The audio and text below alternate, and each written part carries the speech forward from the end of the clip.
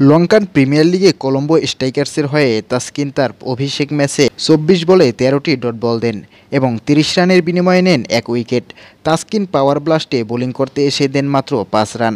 সেই ওভারেই Colombo striker match তাদের দখলে নিয়ে নেন। তাই ম্যাচ শেষে কলম্বো স্ট্রাইকারের অধিনায়ক থিসারা পেরেরা তাসকিনকে বুকে জড়িয়ে নেন। পেরেরা ম্যাচ শেষে তাসকিনের প্রশংসা করে বলেন, শেষ ওভার করার আগে সবার কাছে পরামর্শ নিয়ে এসেছি। বেশ কিছুদিন ধরে আমি ইয়র্কার বলে অনুশীলন করছি। প্রথম ২টা বল ভালো হয়নি, কিন্তু ইয়র্কারটা ভালো হয়েছে। পাথিরানা তাসকিন আমাদের ম্যাচকে ফিরিয়ে এনেছে। তাসকিন অভিষেক ম্যাচেই চমৎকার করছে। সে অনেকগুলো ডট ম্যানেজ করতে পেরেছে, যা আমাদের উইকেট আনতে সাহায্য করছে। ম্যাচ জয়ের পর কলম্বো স্ট্রাইকার তাসকিনের ম্যাচ পরিসংখ্যান দিয়ে লিখেছে, Taskin is dot king. Dot বলের রাজা তাসকিন আহমেদ।